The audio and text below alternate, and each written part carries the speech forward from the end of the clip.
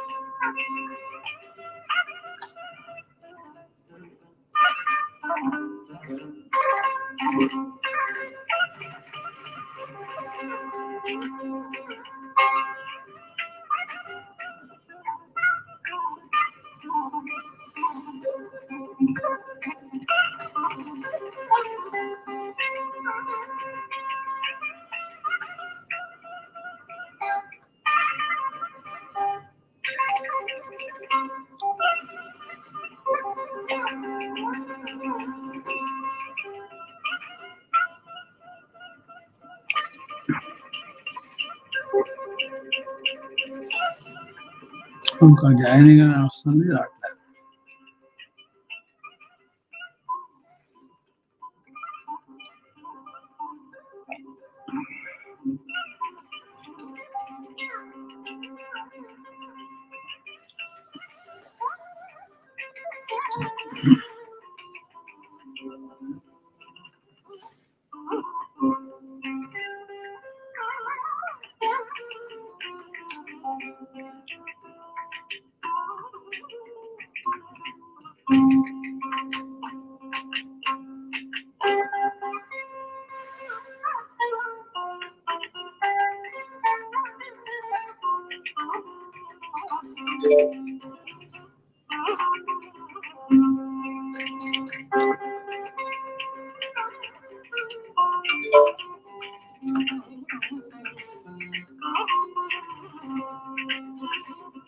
Recording in progress.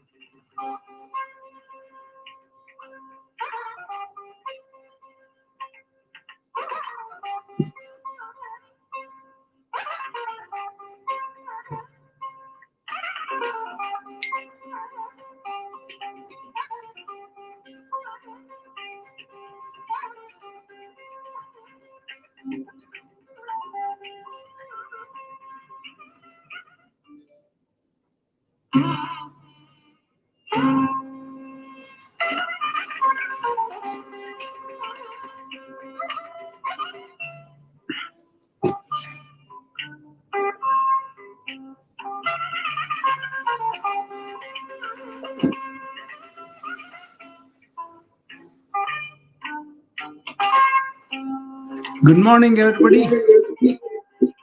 This is Dr. Rao, and welcome. Welcome to the day 2 of our workshop on proactive wellness UTT.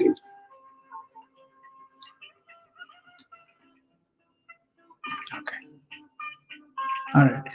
So day 2 of the proactive wellness workshop. We started with yesterday, and day 1 was about what is this all about, why we should pay attention to this, how this is going to make I think, very important role in guarding your wellness and also living a smart life in this times of very difficult insurances and prevalent of many chronic diseases, and people are really not having a good time, but they're suffering, right?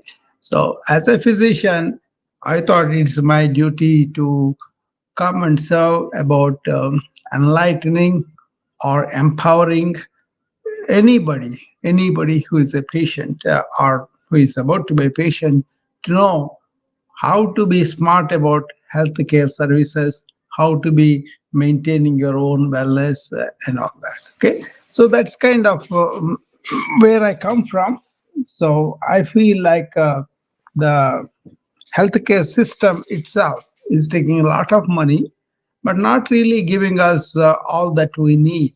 You know, very good health care and keeping us healthy all the time, but not reacting only when we get sick, but also helping us to understand the services, helping us to understand what are the new breakthroughs in the science, and also what are the centuries old tested ancient wisdom that can help us to live a very long wellness life, and also not illness but well, you're well for a long time, and also you're joyful, enjoying your life, relations, your work, and all that.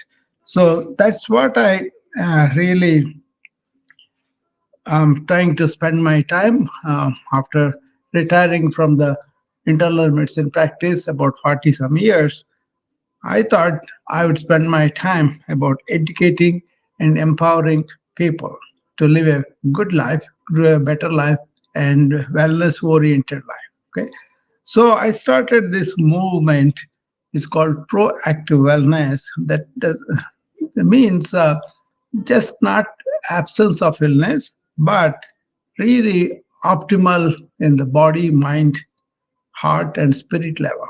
Okay, that's possible, that is available to us.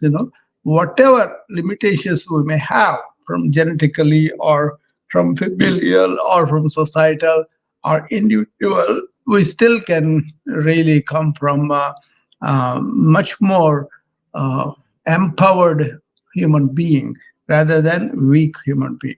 It used to be, it is a human quality to err, to really feel okay, I'm the kind of you know uh, I can be doing this fearful things, anxiety things, and whatever mistakes we do, we kind of justify, oh, I'm just being a human. But there is a other human that I would like to really bring it on, is we have our inner power as a human being, as a human intelligence, not egoic, not saying I'm superior than other people. No, everybody has this intelligence with which they can attend to life and encounter the problems of life or challenges of life with much more vigor and confidence, and really staying in their own self. Okay, not in the egoic self, not the persona, but the presence. You can bring it to any situation and perceive the situation with intelligence and act. That is available to us. Okay. Now, when you take the proactive wellness, I say you can do some wellness measures proactively every day. Your food that you eat, your activity that you have, your rest and sleep that you do, your mind that is restless. All these things can be proactively helped by us with knowledge, with real understanding of life from our experiences or from the historical documentation by our ancients. You take it, anything you take it like that, that is already there, right? So tapping into that intelligence, we have problems.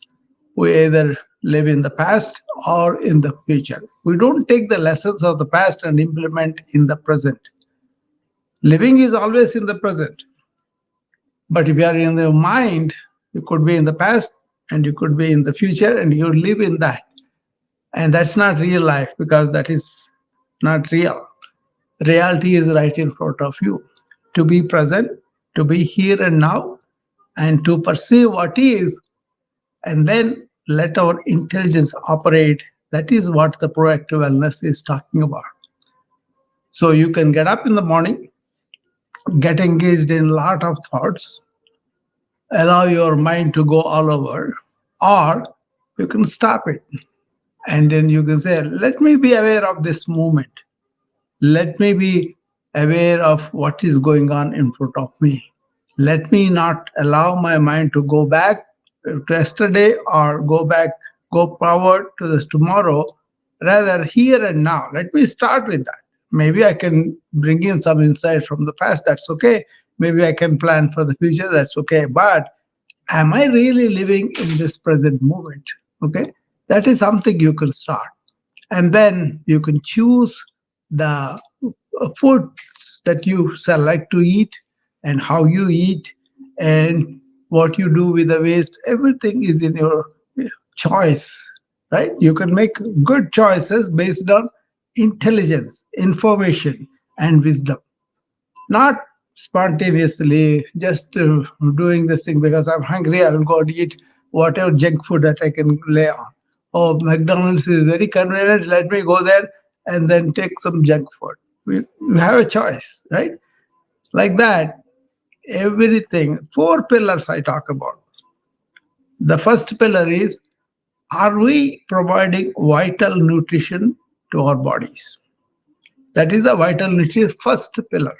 We're going to discuss this morning, and that way you will know uh, different types of diets and then how to eat and all that. And the second thing is, how do we keep our bodies moving? How do we have activity, which is essential for us? We by nature are born two-legged animals like, and we need to walk, we need to move, we need to make it natural, right? That is very much is done by ancients, but now we have vehicles, we have so many ways to make ourselves sedentary. Make a choice about that. Be aware that you are sitting too long and get up and walk this afternoon. So we're going to go more into that. And this afternoon, we do the rest of the two pillars. The first two pillars are vital nutrition and optimized activity, exercise, and all that comes into that. Okay. And in the afternoon, we do the rest of the two pillars.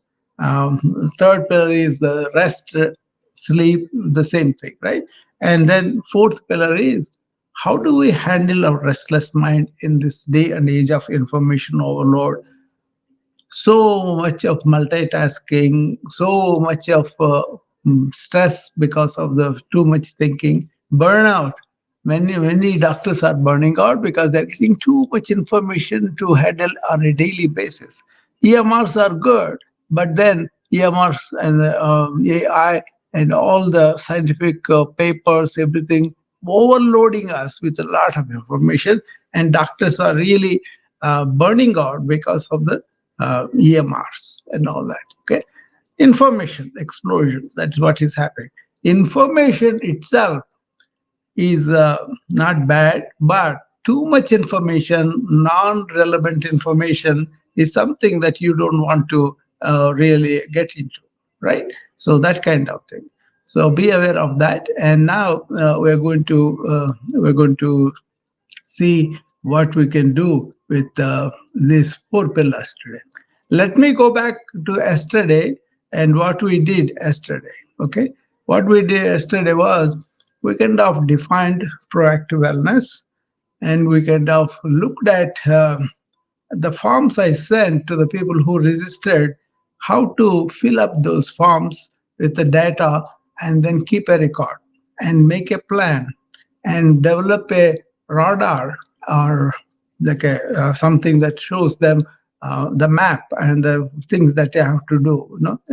It's like a compass that they have about their healthcare journey, and that you can actually develop and follow, and also follow up with me 2 3 weeks after this workshop, so that you can realize the goals you set out for.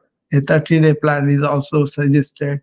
And then we also went and showed a workbook that we developed for this kind of workshop, how you can use that. And I also presented general about proactive wellness, why that is important, And I also talked about obstacles to proactive wellness. That is something I may repeat today because it is something that you want to understand, right? So, having understood proactive wellness, why that is so important for us due to economy, due to insurance, due to too much reliance on the medications, and generally we're spending $4 trillion per year in the United States on healthcare, and outcomes are not good. Still, there is a prevalence of chronic diseases quite high, and people are really suffering because of that. They don't have a quality of life. They don't have a life. There's energy, there is pep, there is enthusiasm about life, and then enjoy relationships, enjoying their work, enjoying their contributions to life. They may have a special gift like a sculpting, like a writing, like a speaking, like a musician, whatever. They are not able to enjoy that much, this way of doing stuff all the time without really enjoying our real uh, talent and then contributions of those talents to the life. They are kind of curtailed because people may have a stroke, a heart attack, or a diabetic coma, you name it, right? Any number of things. We are very good at managing the acute care. An accident happens, or suddenly we need a surgery, and we are very good with antibiotics and trauma surgery and all that, But modern medicine is not able to really curtail chronic diseases, really help people to maintain them better. So it has become too much even to just do a job. And they don't have time even to slow down, even to sit down and reflect on what's going on within themselves. What is happening to their bodies? What is happening to their minds? What is going on with the culture? What's going on with the relationship? All these things are important for us to consider. Okay.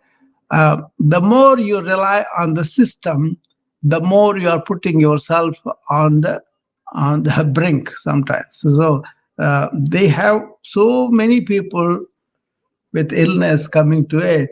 Just to attend to their symptoms is taking a lot of time, right? So you don't want to be just reactive to illness and then just fix the illness and send them back to the same conditions, which is producing those conditions are producing the disease stage, chronic disease. Why so much of mental health illness?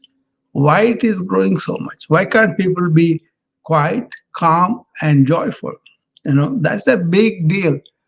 Can you be calm and quiet and joyful without aid of any cigarette, alcohol, or movie or entertainment, anything like that? Can you sit down for a few minutes?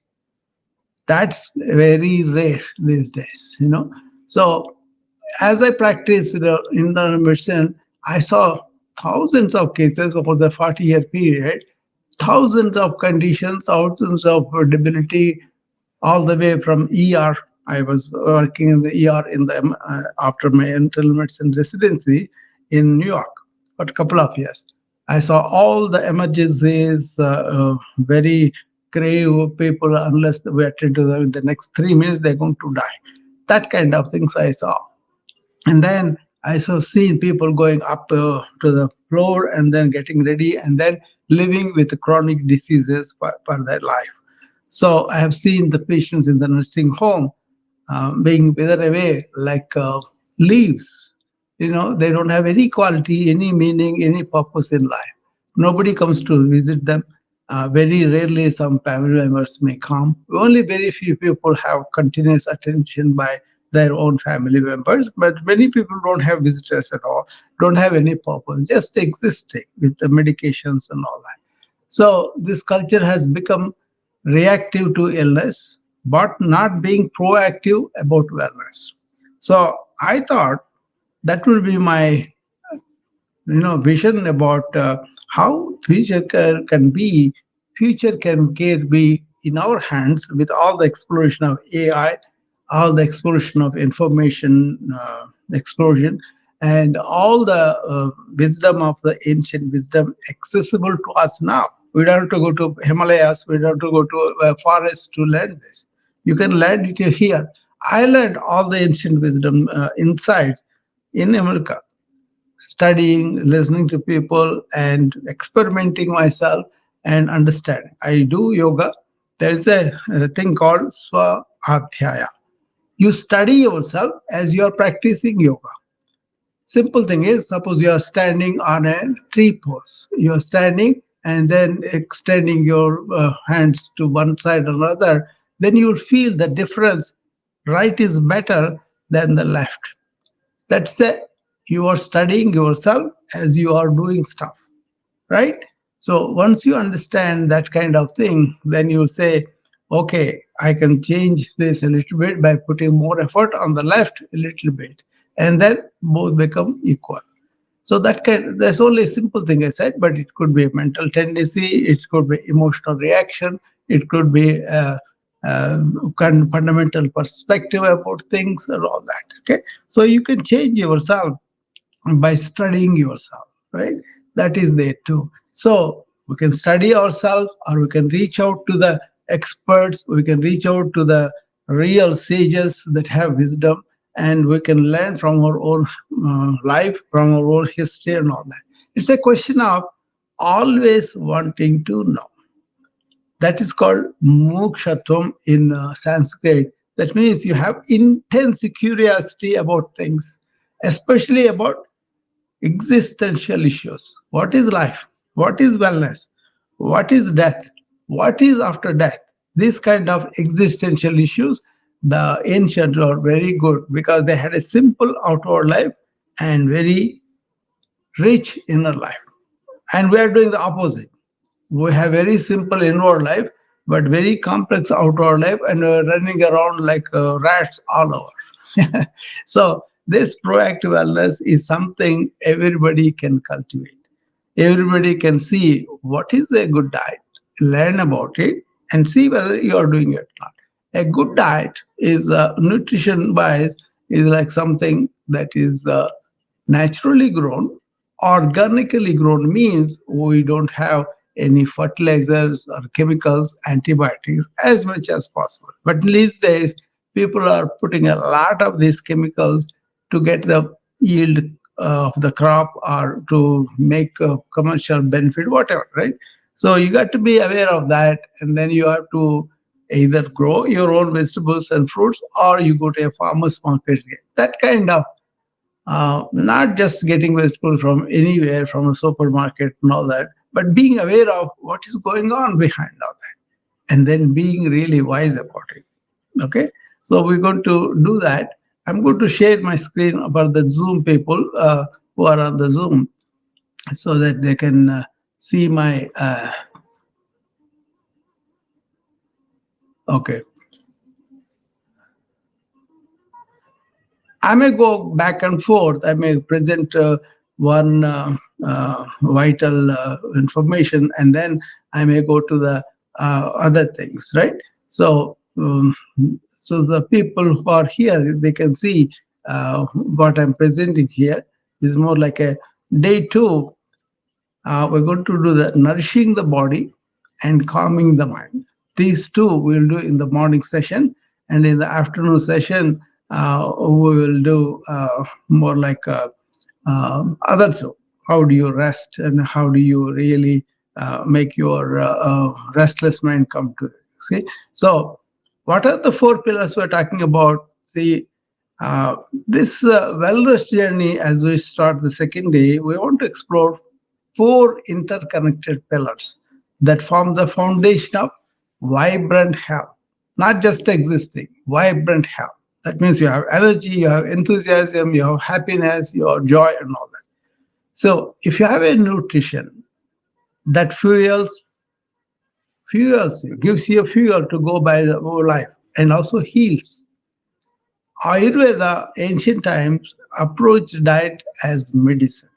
We can come back to that now.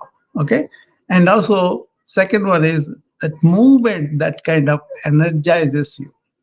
As you move, as you exercise, you get more energy because you are making the tissues work, and the tissues demand oxygen, and you give more breathing and give the oxygen, and it makes the ATPs, right? The energy molecules. And you have to rest to restore all that you have, and then excrete the toxins and all that. And you want to calm your mind with some practices. So these elements, they work together to create a lasting wellness from the inside out. So nutrition, we're going to talk about it. Food as fuel and medicine. Food as medicine, remember that. Exercise, this is a movement for vitality. Okay, it's called ojas. I'll talk more about it later. And then for the deep respiration, we are going to rest and sleep. And also, to have an inner peace and clarity. Inner peace and clarity, we want to have a calm mind. See, that's what we want to do it. Okay. So when you come to the nutrition itself, why nutrition matters? See, as we talked about, food as fuel. Every bite you take provides the raw energy your cells need to function optimally. So quality fuel leads to sustained energy throughout your day, while poor choices create energy crashes and fatigue. We know that, very commonsensical. But do you look at food as information? Your food sends powerful signals to your genes and cellular process. These nutrient messages influence everything from inflammation levels to hormone production and immune function. And food as medicine, that's another thing you want to think about. It's not just the fuel and information, but also food as medicine. The right foods can prevent and even reverse chronic diseases. That's the beauty of it. Antioxidants fight oxidative stress, which our regular life produces quite a lot. You know, if you take a lot of fiber, that supports your gut health, that influences your brain too, gut brain axis, right? And phytonutrients, they provide protective compounds that your body craves for immunity, for protection, and all that. Okay. So always think about that. Okay. So now we're going to address certain specific, uh, let me get to this slide, certain specific diets. First one is ADA diet.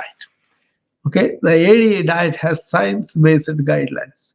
This is American Diabetes Association's diet. This is evidence-based approach emphasizing balanced nutrition that works for sustainable health.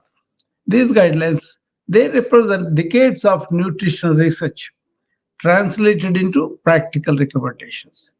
They consist of 45 to 60% of diet carbohydrates, that too complex carbs from whole grains, fruits, and vegetables, right? And 10 to 35% is the protein, lean sources like fish, poultry, beans, and nuts. I'm a vegetarian, so beans and nuts are my primary source, and also green leafy vegetables and all that, fruits. And 20 to 35%, you have to have healthy fats, unsaturated fats, not saturated fats, unsaturated fats, olive oil, avocados. Avocados is one of the best sources of fat, and also seeds. A lot of people don't. So if you focus on whole grains, colorful fruits and vegetables, and lean proteins, while limiting added sugars, excess sodium, and saturated fat. This is the mantra you want to remember if you are diabetic and if you have a holistic diet. Focus on whole grains, colorful fruits and vegetables, and lean proteins while limiting added sugars, excess sodium, and saturated fats. Lot of the fast food chains, they go big on the saturated fat. Lot of the stored food in the everywhere convenience stores or gas stations and all that, they have a lot of saturated fat. Be aware of that. Okay. And also empty calories too, so that's something that you want to understand. Okay. Uh, Let me go to the next one. So the second variety I want to introduce to you, but we can go to the details later. It's called Mediterranean diet. This diet is a traditional wisdom meeting science. Okay, this is one of the best diets that is available. So this is actually born from eating patterns of coastal Mediterranean regions. This approach has been studied extensively and consistently, uh, that is showing remarkable health benefits. It's not just a diet, it's a lifestyle that celebrates fresh, seasonal, whatever ingredients that we have, fresh and seasonal, and celebrates mindful eating. Okay, so if you have fresh food and you are going by the seasons and the seasonal fruit, so that you are buying in your local markets, and also when you prepare mindfully, when you eat mindfully, that's very. So here they have a plant forward foundation, always abundant fruits, vegetables, legumes, nuts, and whole grains from the cornerstone of every meal. That is the form, the cornerstone. Abundant fruits, vegetables, legumes, and nuts, and whole grains. This is my diet: rice, curries, all the legumes and nuts, and also fruits and vegetables. That's my diet, right? This is a plant forward foundation. That is what is the foundation. Then olive oil as the primary fat in this diet. Extra virgin olive oil. It provides heart healthy mono unsaturated fats and powerful antioxidants.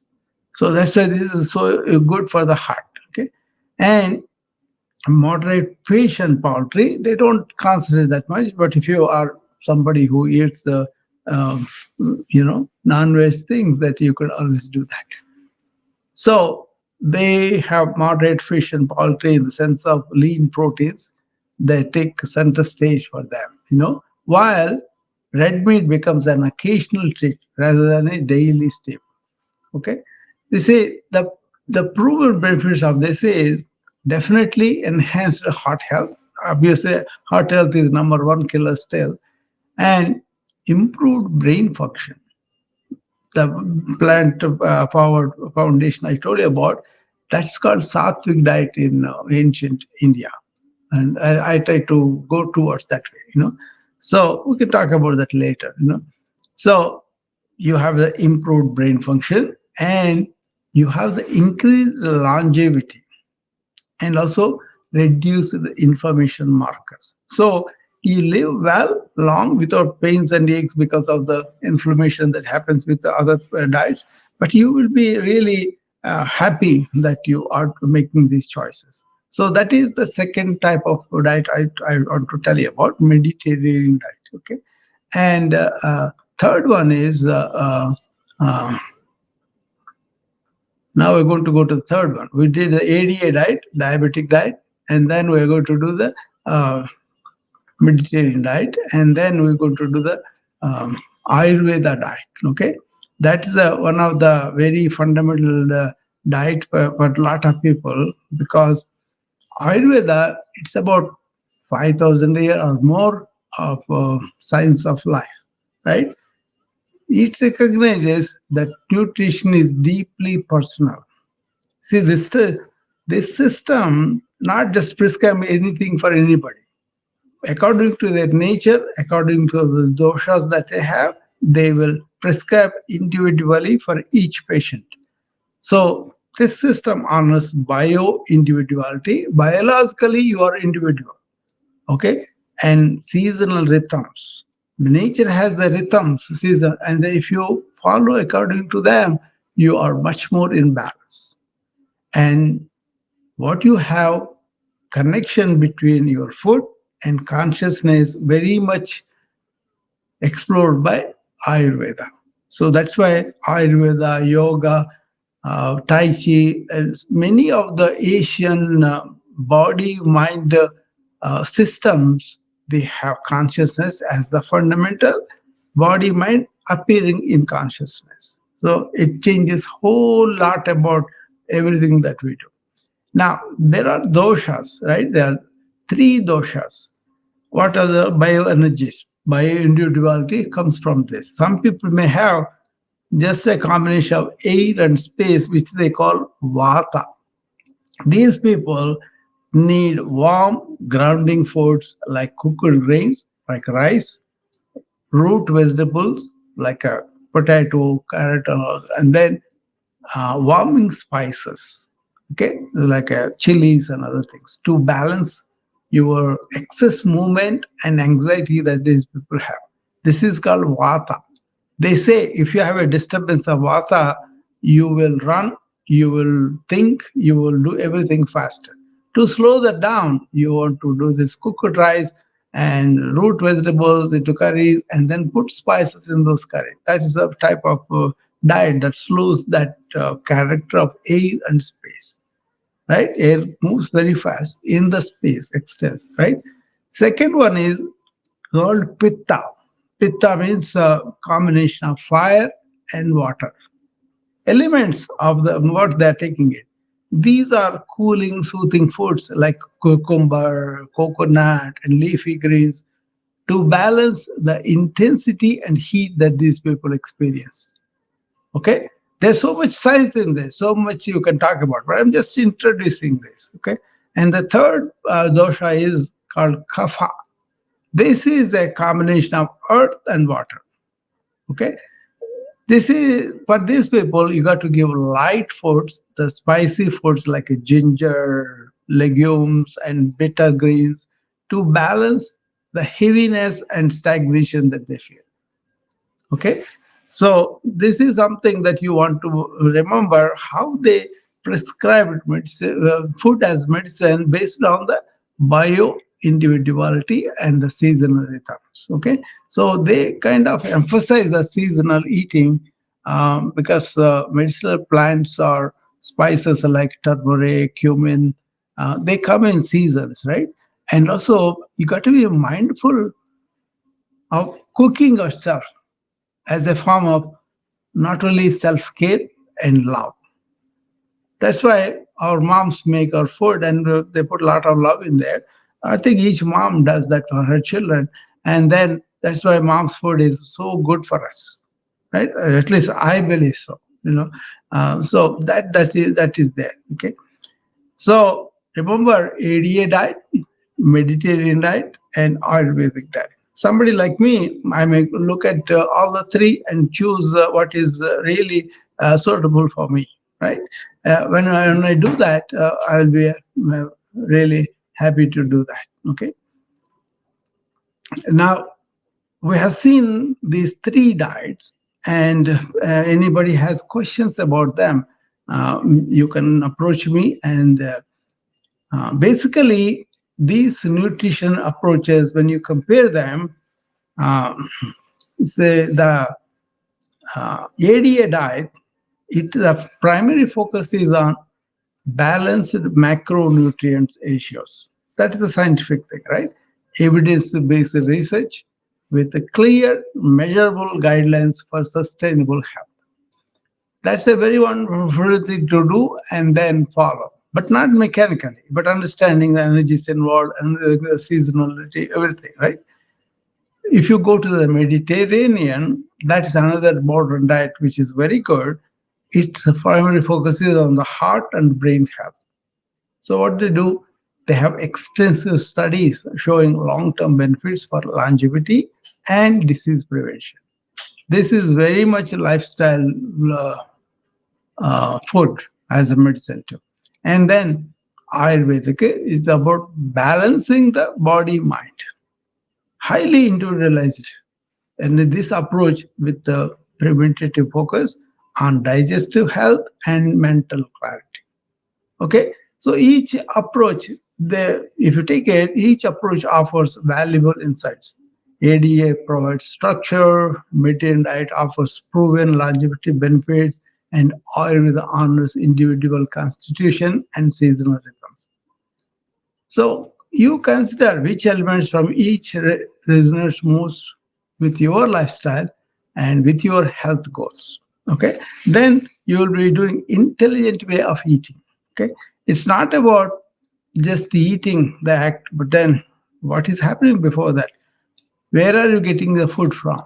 Is it from the natural sources, organic, or stale food traveled some hundreds of miles to the supermarket? You have to spend some time on that, and then see where am I getting my food? What kind of food am I getting? Am I getting a fresh food or stale food? All that.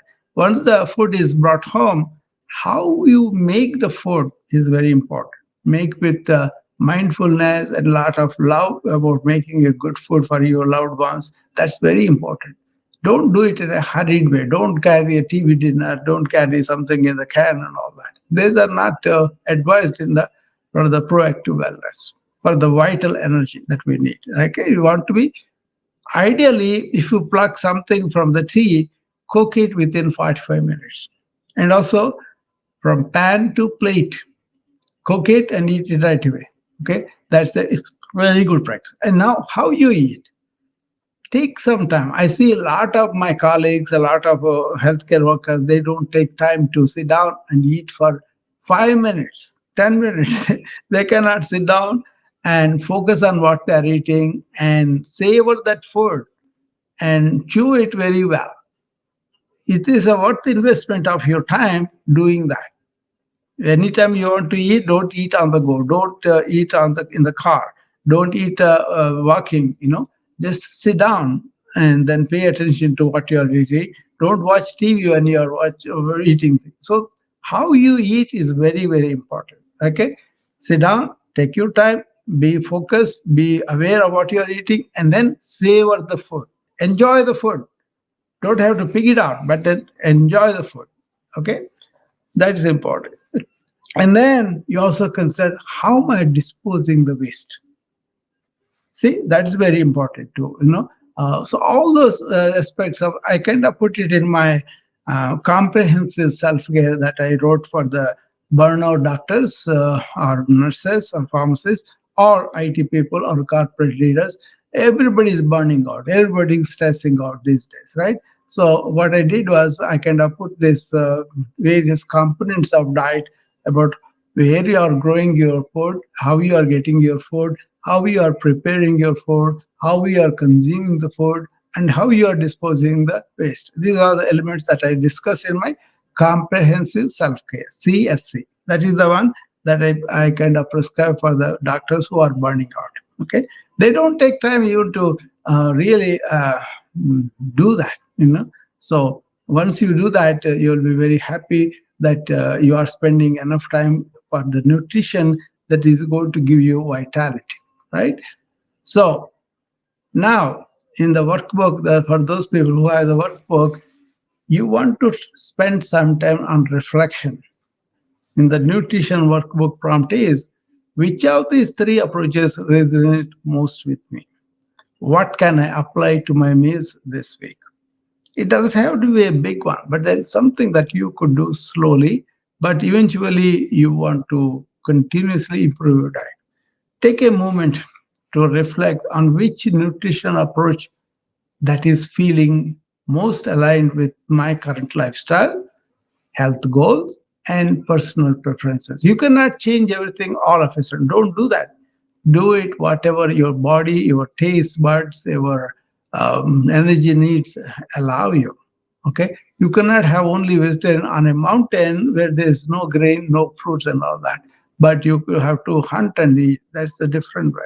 But then, if you are in the civilized places where everything is available to you, don't be influenced by propaganda, but by your own understanding, by your own knowledge, by your own questioning things and finding out about these things. People spend time without thinking forever, just do everything instinctively and without thinking. That should go. That should go in this present age. Otherwise, people will push on you something that they know it's bad, they know the salt and oil are bad, but the restaurant will not avoid them, right? So you can talk to the chef and make your own. So, so once you are drawn to a structured balance of AD diet or the heart healthy Mediterranean approach or the personalized wisdom of Ayurveda, Then you say, I will consider one small but meaningful change I can make this week. Do that reflection. This might be adding more colorful vegetables to your plate, or incorporating olive oil as your primary cooking pad, or experimenting with the healing spices in your cooking. Remember, the best nutrition plan is one you can follow consistently. You can follow consistently with joy, not perfection. Okay? So that is the reflection time for the nutrition. Okay, once you understand that, then you will be able to really participate in a daily mindful way. Okay, so that is the nutrition part of it, and the second part of it now we're going to go is the movement, exercise. See, my simple healthy formula is move the body and keep the mind silent. Okay, that should be our daily thing. We want to get up and move, get up and do our chores, be functional, and don't settle down for prolonged sitting unless we are sitting on a conference like this. But I have a under the table treadmill. I can get up and walk on that anytime as I'm talking to you. That kind of, I can raise my table and I can do that too. So that kind of, I did 3 times yesterday like that, 10 minutes each. Simple things like that. Or you get up and walk around the chair or your table 10 times. That is good enough. Or just go into a corridor, walk a couple of times that way, this way. Or if I have stairs, I'm in the basement, I have stairs, I can go up and down 5 times. I do that. So moving the body, making conscious choice about it is something that's very important. But if you want to build your body, to strengthen, to sculpt, or to really develop endurance, or you want to develop the resistance training so that you can develop the strength and the muscles will burn more calories, that's a different thing. Okay, but why do you have to move? We have to move because movement is medicine. See, exercise acts like a powerful prescription. It triggers beneficial changes at the cellular level that no pill can replace. Okay, if you walk, there is what's the what happens walk in the 5, 10, 30 minutes, and all, we can show you all that. Okay, the circulation is better. Because the circulation is better, more of air goes in and more of oxygen goes in to the cells and more of carbon dioxide waste products come out, and the metabolism is improved. Circulation, metabolism improved, obvious, right? Physical activity pumps life-giving oxygen and nutrients throughout your body while boosting your metabolic efficiency. Now, this is why when you assume yoga posture and maintain the yoga posture while deep breathing, like a 5 breaths, 10 breaths, 8 breaths, I say that, right? So I'm assuming a posture where I stand and then I kind of raise my hands and then kind of bring them over the head and clasp them together and bend to one side and stay there. Just doing that without any movement, I'm making the my body's inner metabolism work while I'm providing, as it is bending, it is demanding the blood. The blood is aerated by deep breath with higher oxygen content. So there is more chance of more oxygen going into your cells rather if you are doing shallow breathing. That's why deep breathing is very important for metabolism and circulation too. So what happens? Mood is also enhanced in movement because they release endorphins. But you have to have certain kind of aerobic activity, certain kind of duration of that activity when they happen. The longer you are doing the, in terms of months and years and all that, the better the endorphin releases, and they reduce stress hormones also. So Exercise not only gives the beneficial hormones, also reduces the stress hormones. And they also create a new neural pathways that support your emotional resilience. Remember, a lot of people are depressed, a lot of people are anxious. We walk them, we make them do, uh, aerobic activity, very good for them, right? So there's science, there is a cellular biology or metabolic drives we can establish now with a lot of hormones we can measure, with a lot of chemicals we can measure and show it to you what is happening to you inside yourself with the movement. That's why movement, moving the body, making the circulation flow, making the metabolism activate and function better is important. And your functions of digestion, mood, chemical reactions in the brain, they all improve. This is countering the sedentary living, this regular movement, if you are conscious about it, like move the body and keep the mind silent. Try to do that. We are doing the opposite. We are sitting down and watching the TV. That means we are keeping the body quiet and not moving, and the mind going all over. Serious problem with health when you do that. As a culture, we are elevating that with entertainment, with sitting and not moving at all. Instead, get up and move. Regular movement, it combats the negative effects of prolonged sitting. By the way, prolonged sitting considered new smoking. And screen time usually the dominating our modern life. See, regular movement combats the negative effects of prolonged sitting and screen time that is dominating the modern life. So, your body is designed to move. Every system, from cardiovascular to lymphatic to nervous, they function optimally when you embrace regular physical activity as a non negotiable part of your wellness routine. It's a non negotiable, folks. Get up and move, something or other. You can march while sitting down. You can extend your knees and raise the feet upward and do them 10 times for so often. And then you can get up out of the chair and sit down. Even one time you do that, that has profound effects, right? So remember that. So exercise is very, very important. Obviously, you all know. But do you ever consider about the cellular, metabolic, biological process that are influenced by your movement?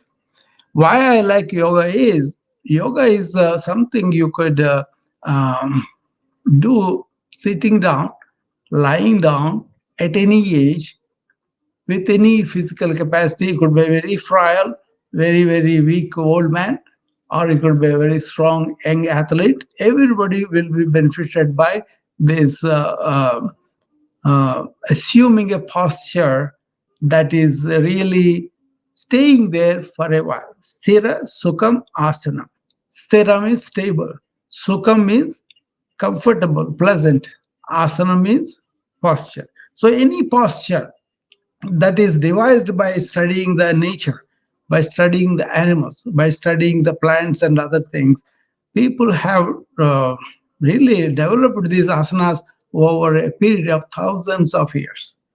And they saw, for example, eagle, and they devised a way where if you just do that while sitting down, just put your right foot down and then bring up the left foot up and keep the left thigh over the right thigh, and then wrap the left foot around the right ankle and stay the right foot down into the ground, and then twist both your hands such that right hand comes under the left hand and stay there.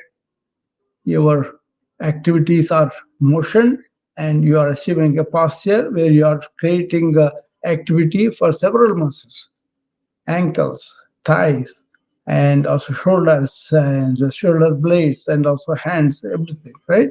And if you assume this for 10 breaths, you will have not only improved movement of a cellular function of circulation and also oxygenation and exchange of so much more oxygen into your system into your cells. See, you can trace each asana from macro benefit to all the way to the microscopic benefit. Okay, I enjoy that. I enjoy learning the ancient wisdom and also see how modern science is now trying to validate that. Some of the things that the ancient talked about, they're on the way. Okay, not all the time. They're there, but they're on the way. Okay, they're reaching consciousness circles. They still have to catch up with the ancients, but that's okay. But whatever we know, we validate. We kind of understand better. That way it is much better. Okay, so movement options for everyone are: you can be aerobic, walking, swimming, cycling, and dancing. They get your heart pumping, right? And build your cardiovascular endurance. Very important. Okay. And Surya Namaskaras, if you do them, a number of them together, like 8 or 10, they do 108 a day. But if you cannot do that, 2 or 3 also, that's one of the best known aerobic exercises I know. Okay. I do the treadmill, I do the walking, I do the staircase and all that. But when I do the Surya Namaskars, it is the maximum benefit I get. Okay. So I recommend Surya Namaskars, the sun salutations, every day in the morning, an empty stomach. And you have to have the strength built. Yoga does, resistance band does, body weight exercises they do, and weights. They build lean muscle mass and also bone density, right? While improving your functional strength. And there is flexibility and mobility. Flexibility is where the stretching, chair yoga, gentle movement, they maintain the range of motion and prevent stiffness. Especially, it's very important as we age. I know I'm 70. I can easily develop the stiffness and all that. That's why I always doing the stretching. Either I'm teaching or I'm doing. So it's a double benefit for me when I kind of do it in the morning routine with my friends. I'm also getting benefit for myself too. So even though I don't do it with that, I'm saying you as I'm doing it, I get the benefit. But my friends are doing it with me and they are getting it.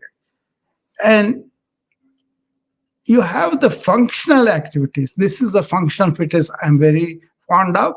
I usually talk to people about their function at office. Where is their office located in the building?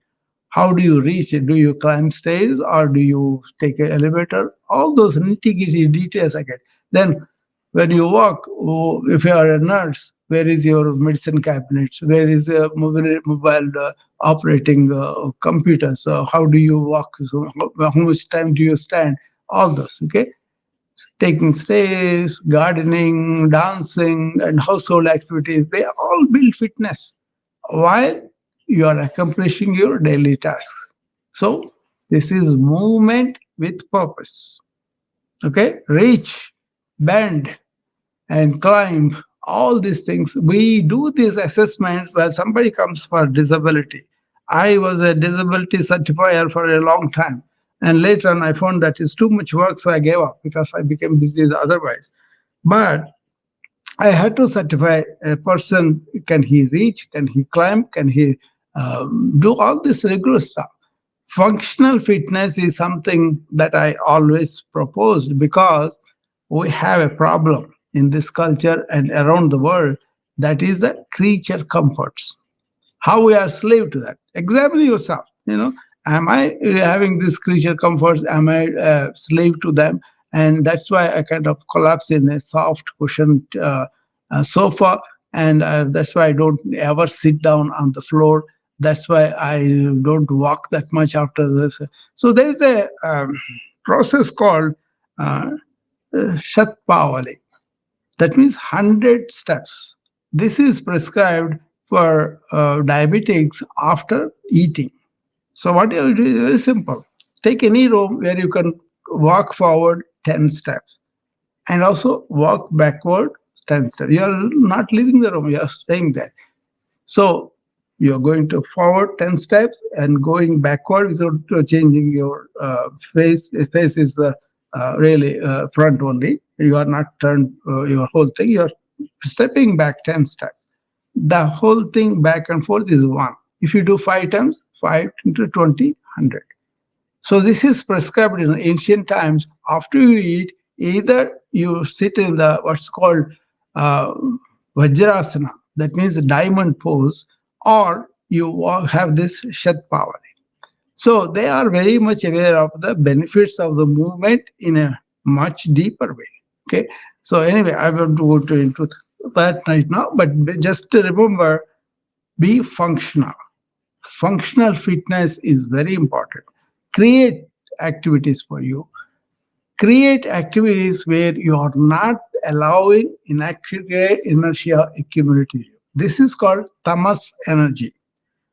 Suppose you go to the office, you sit down on a chair and doing the computing work, and you are going to build up this energy of inertia, which is really needed when you want to rest and sleep, not when you are active.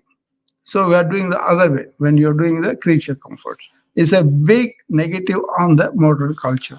Okay, understand it. Understand how the yogis that walked a lot sipped water from their kamandalam and always breathe deep. Versus modern culture, sedentary, not do that much of water, and very shallow breathers. Check yourself. Are you a shallow breather or are you somebody who is breathing pretty deep as habit? If you cannot do it by consciously deep breathing and focusing on each breath, then do that 10-15 minutes in the morning. Different things I do in the morning routine. You can consult if you want to. And then every hour, 1 minute. Okay. And also in the evening, again, before you bed, do the formal practices of deep breathing for about 10-15 minutes. If you do just that, you are better off. Okay. But you will get to really be the uh, deep breather after you enjoyed the energy, you enjoyed the calmness of mind, and you enjoyed the vitality within you with the deep breathing. So deep breathing is something really important for us. So ancients meeting the modern, what is the movement wisdom? Okay. Ancient yoga philosophy is, like I told you, sthira sukham asanam, steady and joyful posture. Joyful posture. Because when you assume that you don't have any worries going on in your mind, you're focused on what you're doing. That's what I demand, right? In the morning routine. Be here and now. Keep your mind here and now. If it goes away from somewhere, like all these uh, intellectuals think that the mind activity is so good, and bring it back to what you are doing here and now. So, and then after this is done, then you can go out into this. See, yoga teaches us that movement should cultivate both stability and ease. See, this is almost a 2,000-year-old practice, as well, maybe more than that. This practice reminds us that exercise should strengthen our body while bringing peace to our mind, creating harmony between effort and relaxation, right? True yoga not only unites body, breath, and awareness, but also your inner consciousness to the universal consciousness. That is something missed by most of the modern yoga practitioners. This is like driving a plane with its wings chopped off. You cannot take off. You will only taxi in the airport. Okay.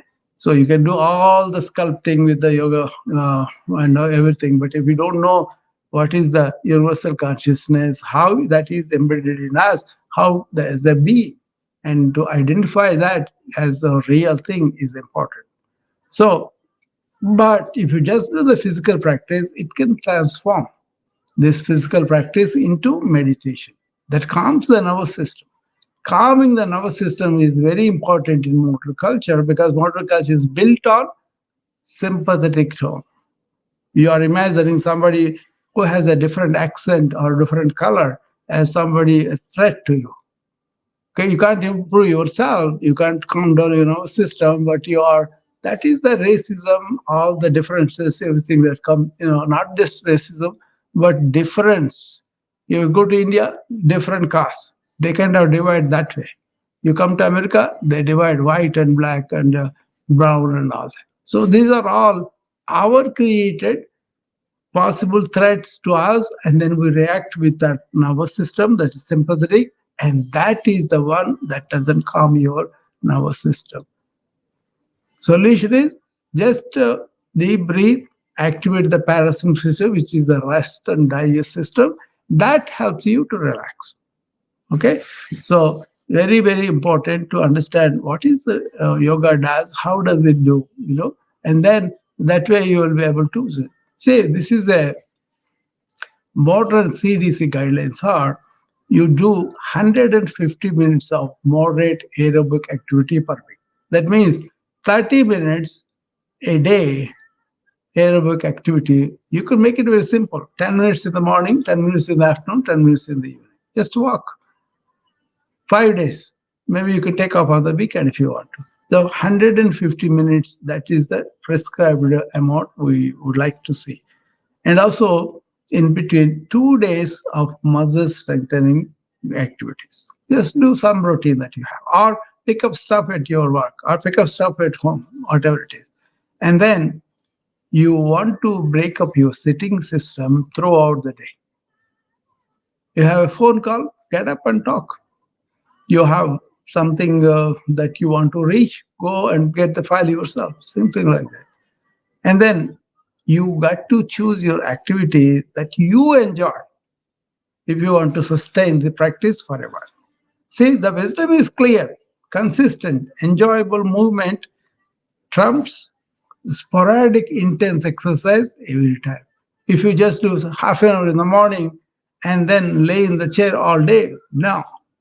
But if you do 10 minutes in the morning, 10 minutes in the afternoon between the meetings and all that, and also 10 minutes in the evening, that is better.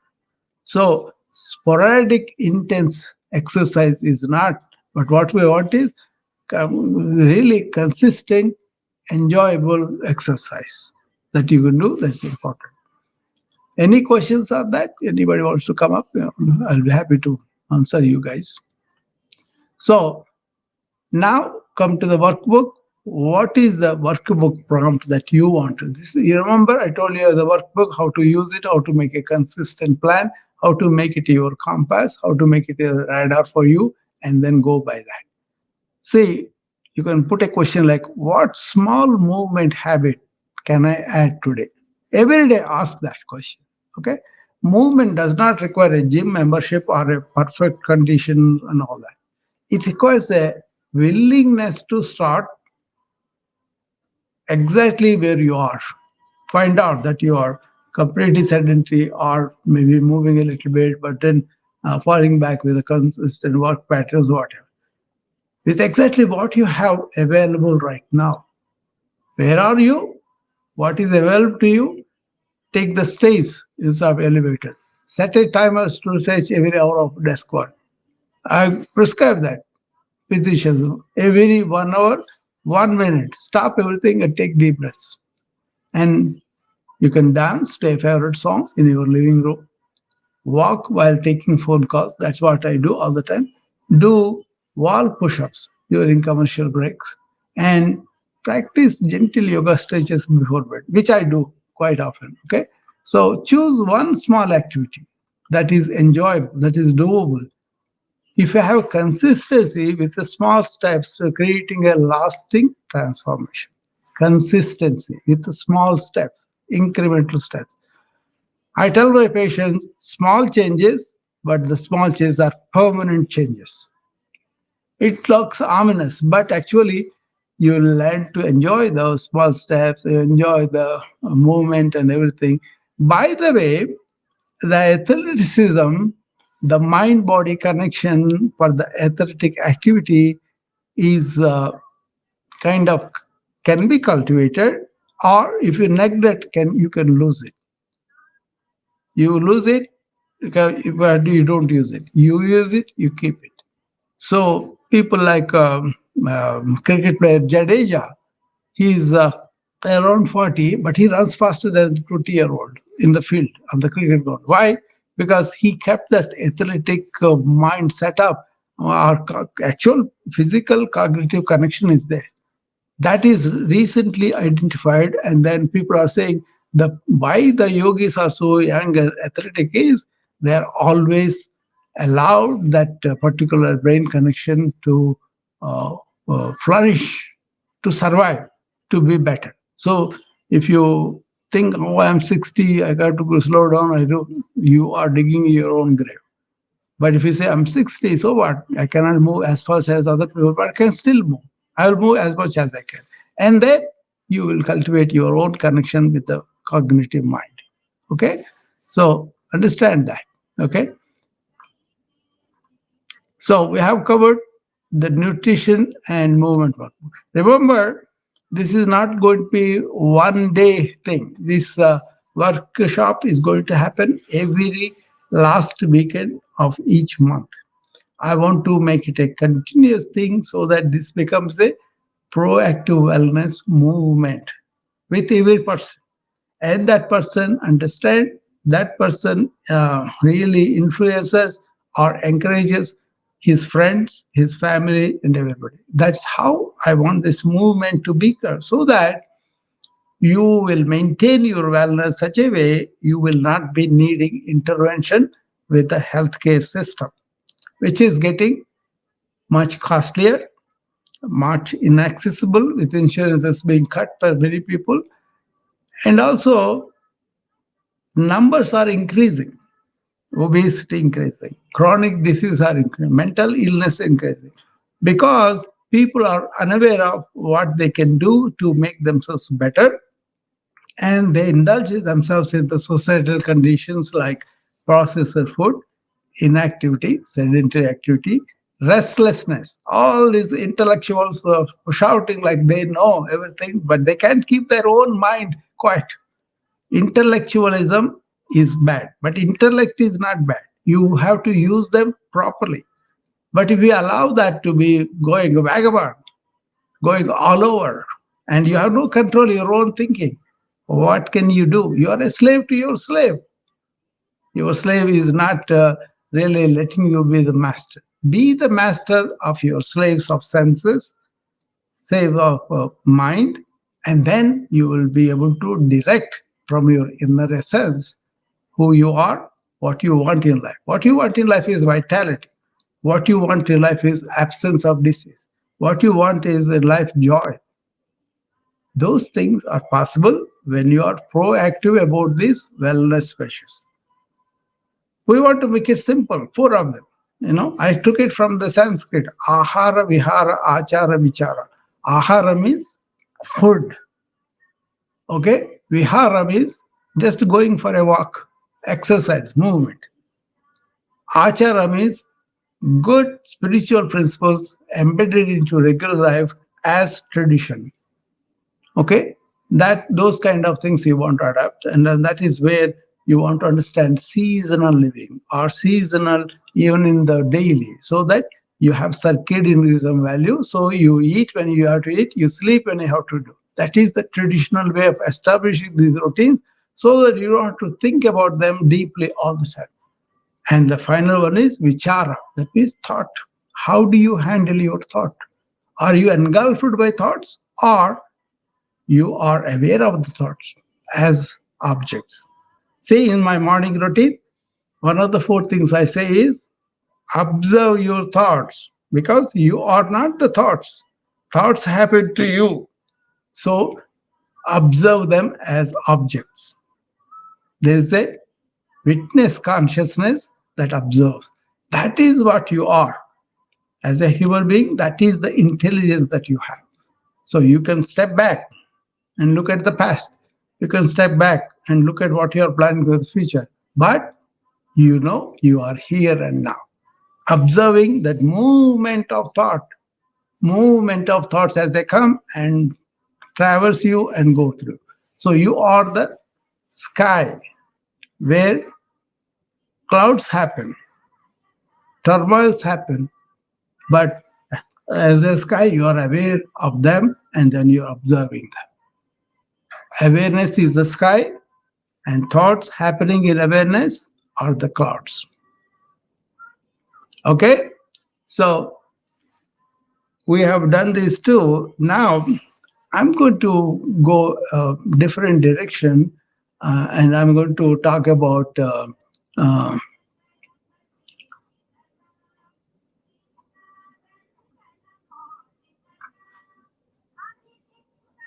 See why this. Uh, uh, if you take proactive wellness as a movement, why there are so many obstacles to it? Why people are not wising up and stupidly clutching to the old patterns, even though we have so many scientific breakthroughs? We throw so much money. Like I told you, $4 trillion a year. That's equal to India's whole GDP in a year. That too, we are spending only on healthcare in USA. So, what are these obstacles that is not allowing us to be practicing as intelligent, as educated, as aware people to embrace this? Why are we not being proactive about our diet? Why are we not being proactive about our rest, sleep? Why are we not proactive about our movement? Why are we becoming sedentary? More and more people are. Why the chronic diseases are going up so much? Why people are suffering like that? Vegetables. So that's all because arrogance or saying, oh, we know better than anybody, and we are not even aware of them till they hit us.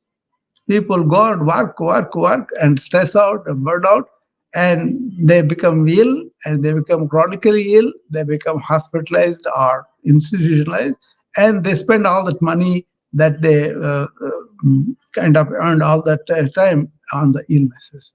Is that smart? It's not smart for the government, it's not smart for the individual person. But individual person can do something at his level. That's why this movement of the proactive wellness. See, our external environment actively working against our wellness intentions. I'll show you. Creating some structural barriers that make healthy choices harder.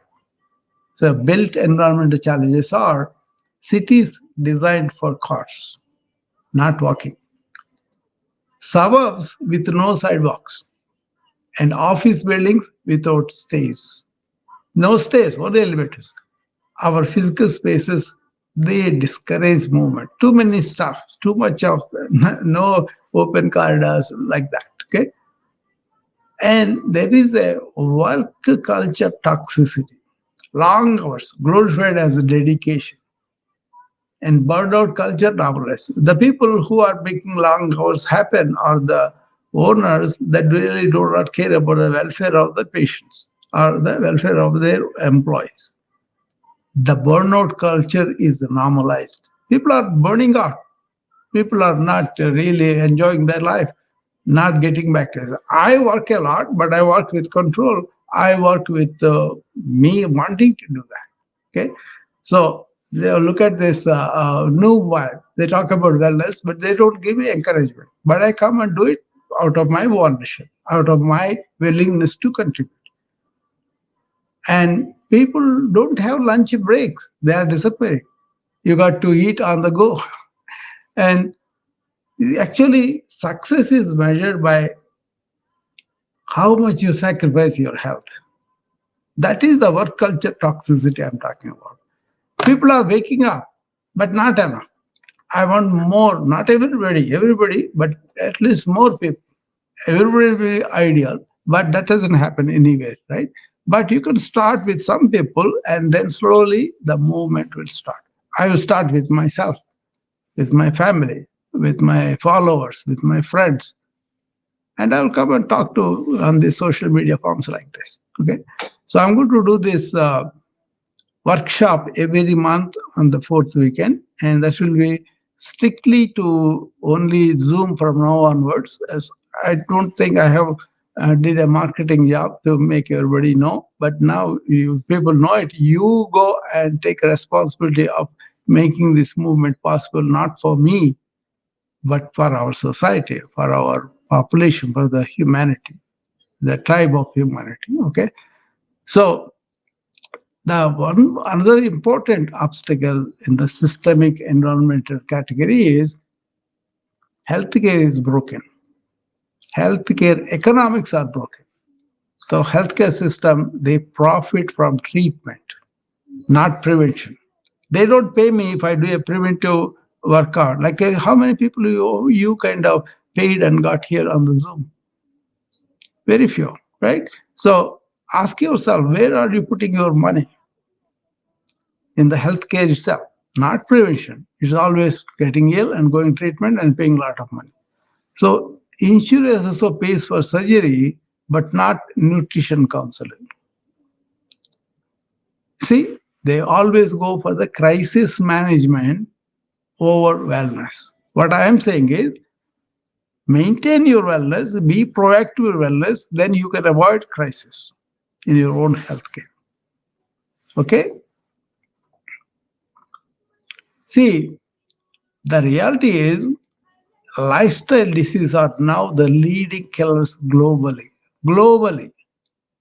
Yet our systems remain reactive rather than preventive. I'll open my clinic, I'll stay there.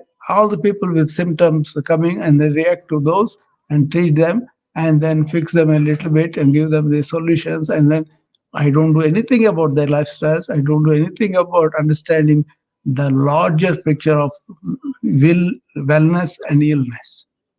Once the healthcare providers have that understanding, first of all, they have to heal themselves and then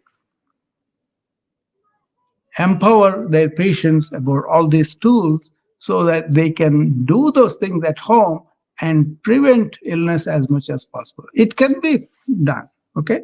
So that's what I'm trying to tell you. So once we see the environmental challenges, work culture toxicity, and broken healthcare economics, this is very apparent. Okay. But there are some inner obstacles. See, the forgotten self. Self means people think their ego, their role, their, all that persona. No, I'm talking about the presence in everybody. See, these obstacles inside are spiritual. We are disconnected from our essential nature and the sacred rhythms of life. Okay? First of all, disconnected from nature. We have severed our bond with the natural world. 90% of time spent indoors, divorced from seasons, sun cycles. How many people get up in the sun in the morning and see sun and then see the sunset also? And we are missing on the earth's rhythms also, right? And the inner obstacle, other one is restless mind. I just recently did this constant thinking has become global epidemic. You can deny. You can say, oh, I know so much information. I know such a big intellect. Fine, delude yourself. You will never enjoy the serenity of the silence, the beauty of being still, the nurturance that comes from it. So many people are get up in the morning, get on the phone or social media or whatever, and that's getting worse and worse. Constant stimulation from morning till next morning, endless notifications, and perpetual businesses. That is busy, perpetually busy. That made stillness feel foreign and uncomfortable. This is a fact. I'm not accusing anything. I'm just stating what I'm seeing. And there is a loss of sacredness. So eating becomes mindless, just a mindless fuel consumption. Sleep becomes mere unconsciousness, not restoring our vitality. And breathing becomes automatic survival, but not really associated with the connection with the thought, connection with the metabolism, connection with your energy, and connection with your life force. See, when we lose the reverence for the simple acts of living, we lose touch with life itself. So, ancient wisdom is really reminding us that there's a life force, the prana, which is the coming in as the air. And when you do the pranayama, breathing exercise with that reverence to the life force that is giving you life, or when you take the food as a divinely blessed offering from the God, then that becomes prasad. When you say sleep is sacred restoration, okay, if you can consider sleep as a restorative thing, then you have restored your. Lot of people I know, they do pujas, they do mass, they do church and temple going and all that. That's all up to you. But what I'm saying is, in the daily life, there is a divinity in our air, in our food, and in our sleep. Cultivate that. There is something called sleeping on your being, not even your breath, not even your thought. That's the most wonderful experience I felt. Every day I can sleep much faster, much deeper because of that. As you take the deep breath, koham soham. Who am I? I am the conscious being. And you breathe out, deham naham. I am not just the body or mind complex. The body and mind are my tools. So that kind of awareness, if you have, then you'll be really happy that you are really not lost the sacredness in life, right in front of you, here and now. Okay, not some theories or not something. Okay, so how can you do these obstacles to openings in the proactive wellness movement? Very important. See, every obstacle, they contain within them the seed of transformation. When we understand the barriers, we can transform them into gateways. For example, education you can turn into experience. Move beyond information. Just because you are given so much information, you could be clever about it and articulate about it, doesn't mean you are wise at all. But move beyond that information by taking the insights to embody the wisdom. See, knowledge becomes power only when lived and practiced daily. Okay, you know what is the good food, and you kind of understand it, you prepare like that, and you consume like that, then it becomes really lived wisdom, practiced wisdom. Second thing, people are isolated, tremendously isolated, lonely. When ancient wisdom taught us we're all in one family, the human tribe, people cannot really break away from that. We are separate, we are individual, we are exceptional. All this nonsense goes on. So many wars, so many things go on. And also, the bad thing about the loneliness, the consequential suicide that's happening. So, when you turn isolation into community, you create wellness circles, for example. They transform peer pressure into peer inspiration. You can sit down and explore truth about a matter and agree what is real, what is scientific, what is proven, what is evidence based, what is experience based. Then surround yourself with those that celebrate your growth. So, from isolation, community can be your growth enhancing mechanism. Okay, that is second one. The third one is it's always restriction. Okay, like wellness is a punishment like, but reframe that wellness from punishment to celebration. Then it becomes joy. You are running, you have endorphins, and you feel inner joy.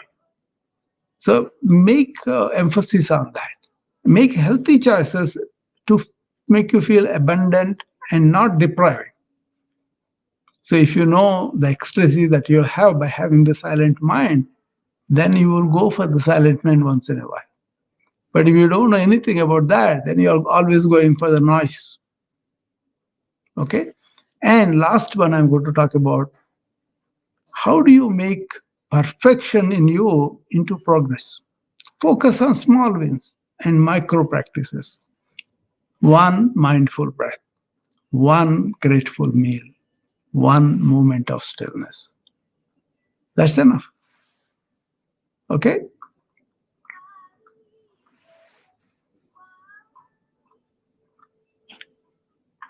So those are the inner obstacles that we understand, external, internal, and how we turn the obstacles into openings.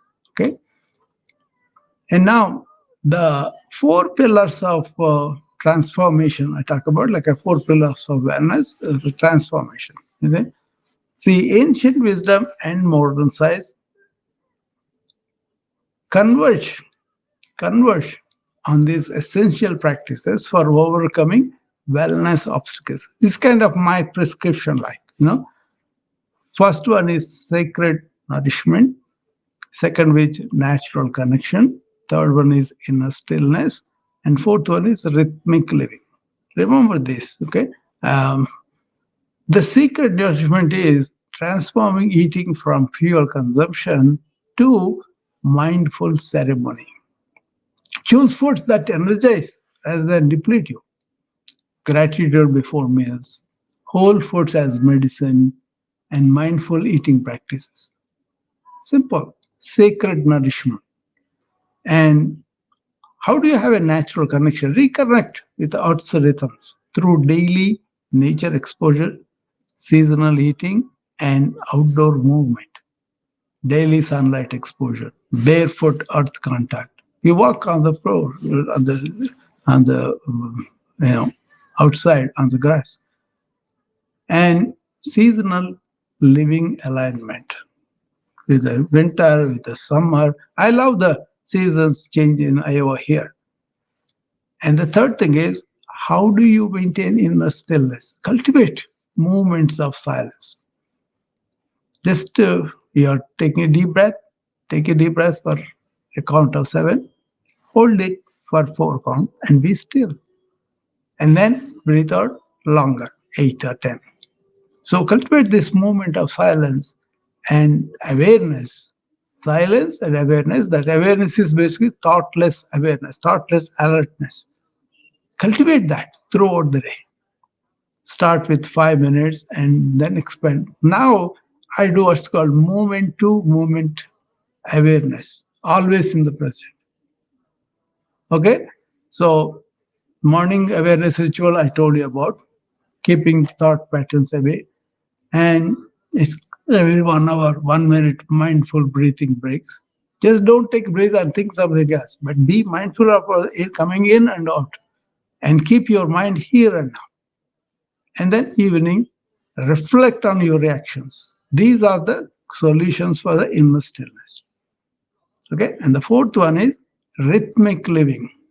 Honor your body's natural cycles, circadian rhythms, where you have to consistent sleep, regular movement, and balanced work rest patterns.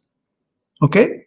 Sleep as sacred restoration. Think of restoring completely your inner body, both mind and the body, liver and kidneys, and all the restoration of the cells. So you can do movement as a daily prayer. And also you can integrate work life, because there's nothing divided. There's a work and then life. You got to have life in your work, and then you got to work at your life. So you're always aware, you're always doing what you love to do, what you can do, and what you can fulfill a need, and how you can make a living out of it. There shouldn't have to be any conflict in that.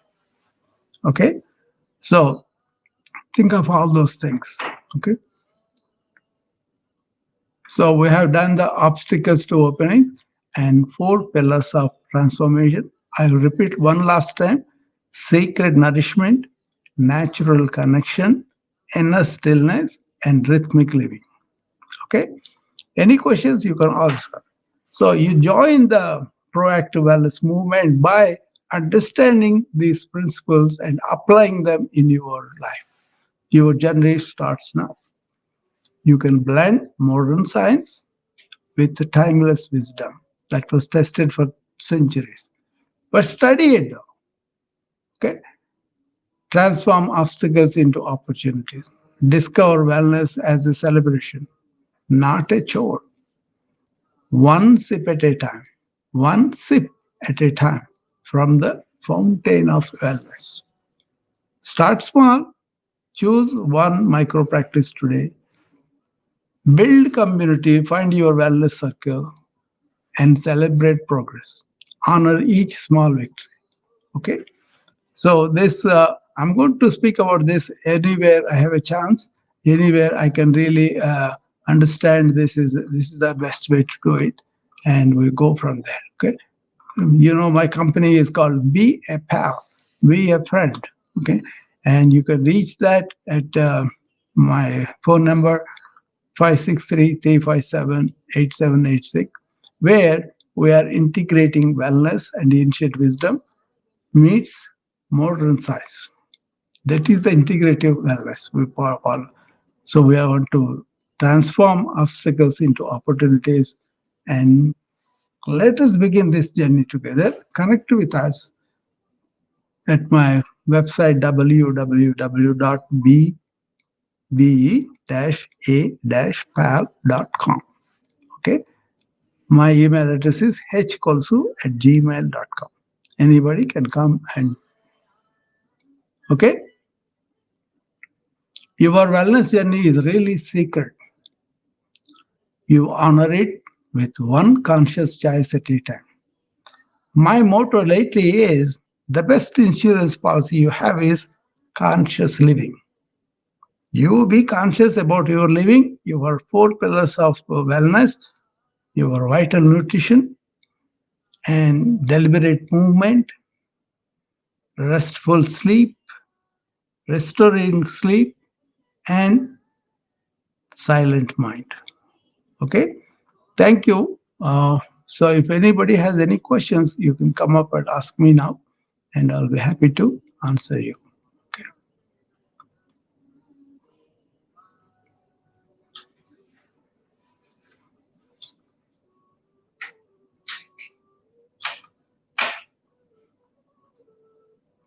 Sharmi, you have any questions, any comments?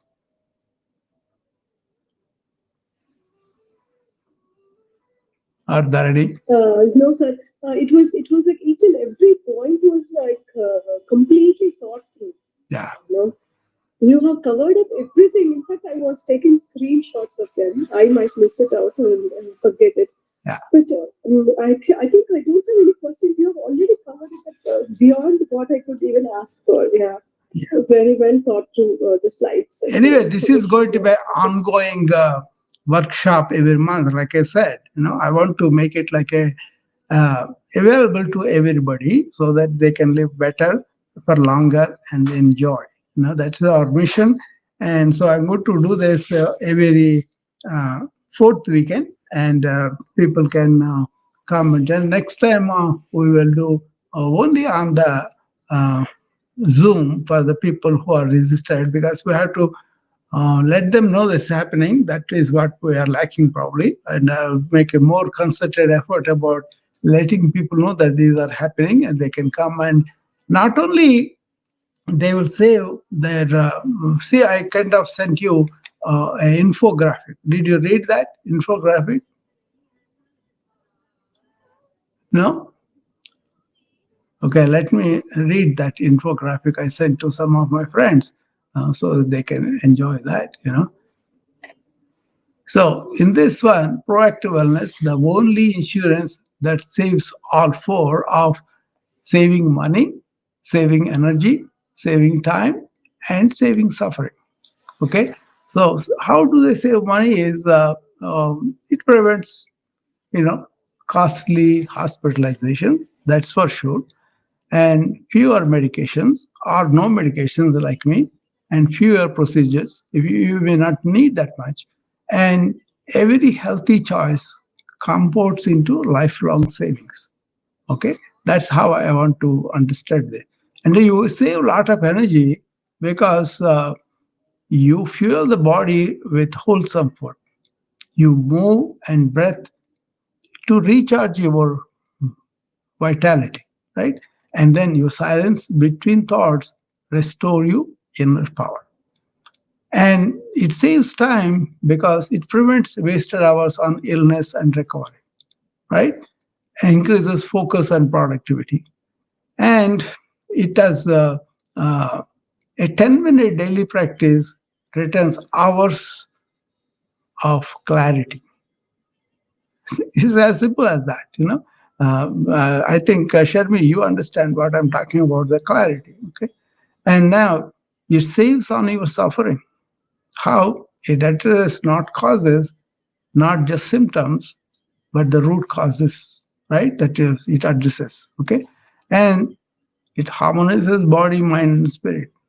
That saves suffering. And it freedom from anxiety, fatigue, and restless living. That takes a lot of your energy away. One of my secrets of my energy is I don't think all the time. I only think choice consciously, and I also end them. That ending the thought is very important. Okay, so it saves on that suffering. Okay, why now is because healthcare has become very expensive, sometimes inaccessible to millions of people. Even if you have a good insurance, they kind of rationalize that. They kind of cut down services, make them difficult to get, and all. That is getting worse and worse now. Okay, and then there is a processed food culture that we are seeing is getting more and more. And one of my actor friends, he's using his popularity just go and eat all over the junk food. I told him that you are not serving the culture, and also encouragement of the sedentary lifestyle, sedentary habits. And people are not sleeping well. Lack of sleep and restless minds are the norm of the day. So proactive wellness is no longer optional. It is the survival. It is the better survival, longer survival, it's joyful survival. So join the proactive wellness movement. Joining means you listen to this kind of thing, you understand and you examine your life and then incorporate these changes and communicate with people like me who are into this. And then just you are belonging to a wellness place doesn't mean that you are doing them. Be honest with yourself and then you'll be doing them. Okay. So proactive wellness, joining there is your best investment in health, happiness, and humanity. Okay, that's what I want to tell you, and hopefully that made some sense for you. And anybody on the Noom Vibe, you want to come up before I close the room for the morning session and come back in the afternoon again? We'll be talking about sleep and also really information age and calming the mind. That will be the last session we'll be doing. Okay.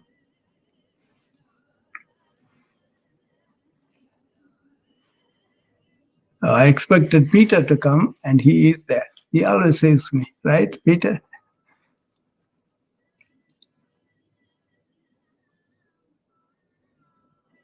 What happened? Yeah, I don't know. I got the. Try again, Peter. I allowed you, and you were about to come up, and then hung up. Sometimes we have to do 2 or 3 times this kind of thing to come up.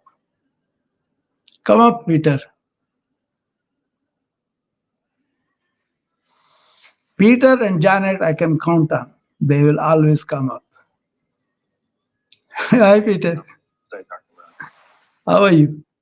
I'm doing great. How are you, sir? I am good. How did you take this? Wonderful. And I love your final statement Yeah. that proactive wellness is no longer just an option. It's really, really a necessity. Yeah.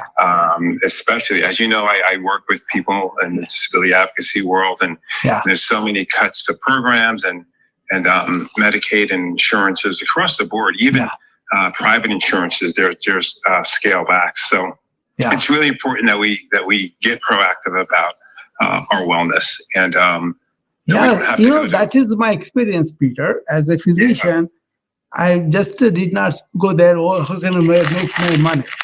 That was not my thing. More thing is, why are these people are suffering? And when you trace it down and down and down, society-wise, we are making bad choices. And then, we are allowing people to be coerced by propaganda, by doing this. So everybody is talking about just a wellness measure, not really going to the what are the things that are making these people make these choices. There are black neighborhoods where they don't have a grocery shop that can give them good food. Yeah, they don't have choices. Food deserts, I think. Deserts. We call them deserts. Deserts, and then there is a couple of youngsters, teenagers. They developed an app where, in that neighborhood, anywhere like a library, like a parking lot, wherever they have the space, they can go and put some vegetables, vendors, and all that. Farmers market.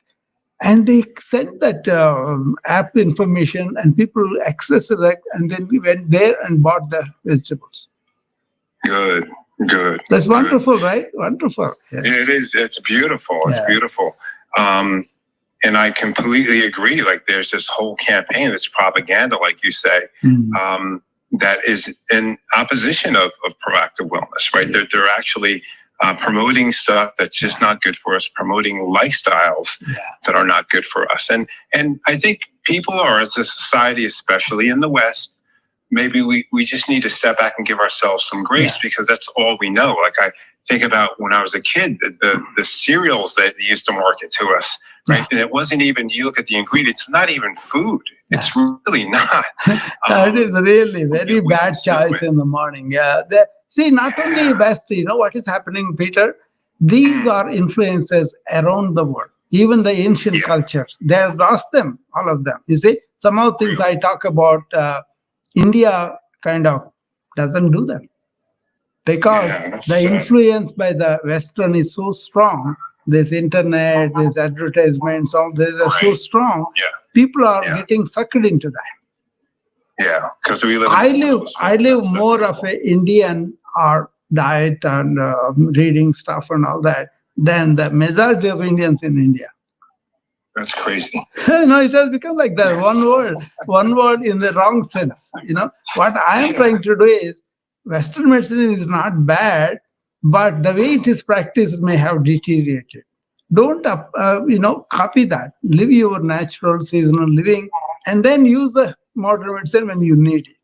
That has become more like people are getting ill, people are getting multiple chronic diseases, they have no vitality in their life, they have no joy in their life, and they're really suffering. That's what I see. That's why my heart comes out, and that's why I'm doing this. Why don't we advocate proactive measures to be well to begin with? And then seek medical attention when you are really ill. I think about the new physicians that may just be starting out. Like, they don't know either. I mean, there's such a small sliver, from what I understand, that they talk about for like other alternative medical practices and preventative medicine. They don't even go into that. Nutrition is just a kind of a sidebar. We were never taught nutrition in medical school. That's crazy. I had to learn myself, and then the more I went into Ayurveda and understood food as medicine, the more I improved. So what I'm saying is, you don't have to go to India to learn, or go to Egypt, or go to China. They're all here. You just have to be open to them. But it takes a little bit of effort, right? A little bit of getting.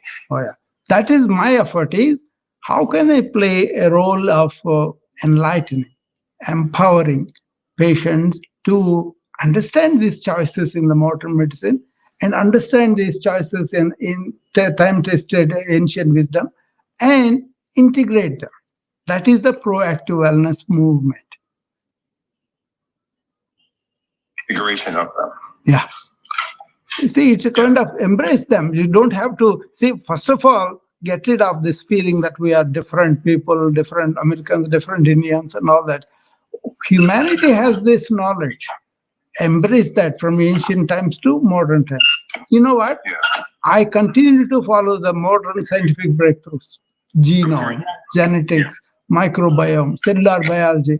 But when I interpret them in the light of the wisdom of the ancients, we still have a long way to go to catch up with them. Right. But it's a thrilling experience for me to validate what they said we are proving now. Yeah. Of course it is. Yeah. Yeah. It's really valuable. But the thing is, the more you embrace what they were talking about, the more joyful this life has become. Mm. I may have so many challenges. I may have a real close relative has a serious illness, but I don't go into this turmoil.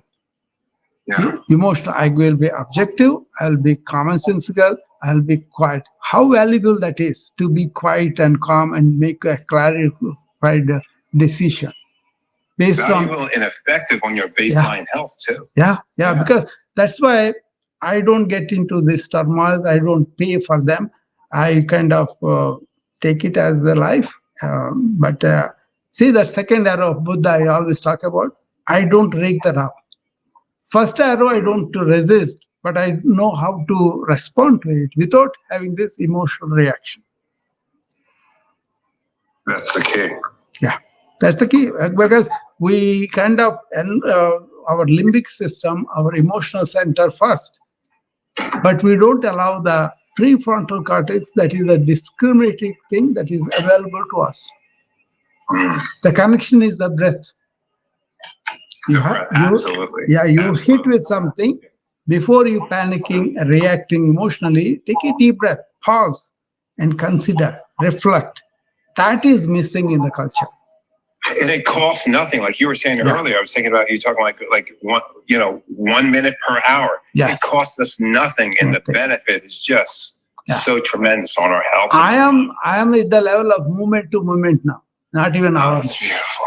Yeah, You can be there too. That's my point. You can be that way too. Yeah, Moment to moment. Yeah, I love that. That made me smile. I love that. That's great. Yeah. Moment to moment. Okay. Yeah. Don't depend on somebody else like a Dr. Rao or anybody else. Depend on your inner self. Go in, find out, reflect, and consider, and then bring in the wisdom from the ages. It could be scientific. It could be ancient is also scientific, but scientific inwardly. Our natural science is outwardly. So we should not mix both of them. We need spoke about that the other day. Yesterday, I think you spoke about that. Yeah, I think that's the problem we do. So what I'm saying is you can be well and you can do some proactive things, the measures on your 4 pillars, and then you can reap the benefits of that and also avoid all this modern healthcare crisis. Yeah. Really, it is a crisis because many people are without proper care. They live in fear. Young people, oh, if I don't have the job, more important is I won't have the healthcare coverage. Yeah, that's huge. Yeah, I mean, how can you not have compassion? That's legitimate. Yeah, how can you not have compassion for those people who studied, who got a job, who are working, but they are scared about not having the healthcare coverage? Yeah. That's very sad, but there's something that it's something that can be done. Yeah. That can be done.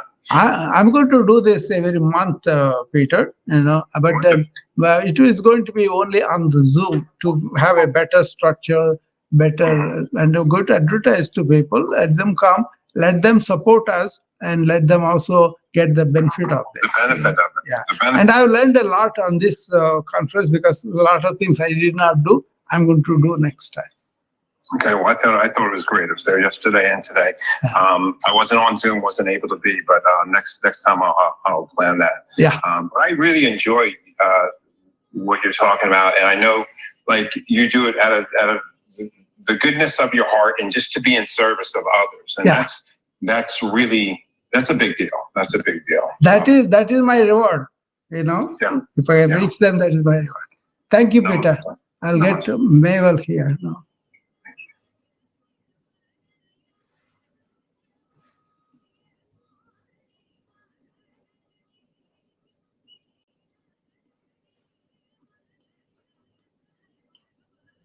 Why is Where is he? Mabel, I'm trying to. Oh, there you are.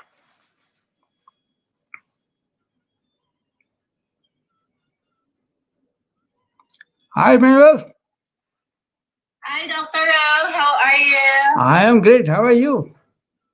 I'm doing awesome. I just here I just got home. Actually, I'm just getting ready to work today. Yeah, you work on Saturday, right? Yeah. Yeah, I work Saturday and Sunday. And yeah, I just went from short trip to Virginia. Okay. Yeah, So, I just realized that Peter is from Virginia, and we visit the city hall, the capital of Virginia. okay. Yeah, it's so beautiful over there. Nicola love it. Very good. Okay. Yeah. So, did you hear this presentation I had this morning? No, because I just wake up a few minutes ago. I'm getting sorry. Yeah, this is a big deal. I'm going to do this every fourth weekend. It's on the Zoom actually, but I opened other channels because nobody really know about it probably on the Zoom. Only few people registered. So next time we will have more people probably. But this is more like a movement I want to create. Yeah. Sorry, sir. Is this a new one or you just add on? No, this is something very important in my dictionary because best insurance is conscious living. Here we are promoting how to eat, how to move, how to sleep, how to keep your mind squared. Those 4 pillars I always talk about, but in a much more deeper way. The proactive wellness is where you are not waiting for illness to happen. You kind of listen to the whispers of it and then take care of it very early. That means you are being proactive about your wellness. So yesterday and today, yesterday I think I talked about 4 hours, and today I talked about a couple of hours now. So another 2 hours coming this afternoon, and where I'll talk about the sleep and the need of sleep, what happens sleep, how can you get a good quality sleep, which I do very well. So I can talk about that. Yeah. I love it. Sleeping is, for me, I love sleeping. Yeah. And that's why, it's always the technique that the treatment that you just told me. Yeah. It's still there. I'm still using it. That's why. Good. I love it. I'm going to go deeper today, and then also sleep mechanism, physiology, and all that. And then I'm going to talk about the big topic, that restless mind in this age of information overload. So go and listen to the recording of this today. I think you will find a lot of good points.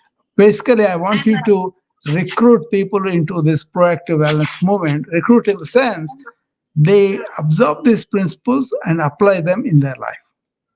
Oh, that sounds good. Yeah. I will listen during my break time later. So I will. Yeah, because as a physician, I see a lot of patients are suffering because they don't have coverage, and they are victims of this processed food and sedentary activity, restless mind, lack of sleep, and all that. So I'm trying to tell them you can take these things into your hands. You can be proactive about these wellness measures, and thereby you can avoid expenditure of money, energy, or the suffering you don't have to go through. I just read a proactive wellness infographic. I will go to send that to you. Listen to that. And not listen, read that, just a one-page thing.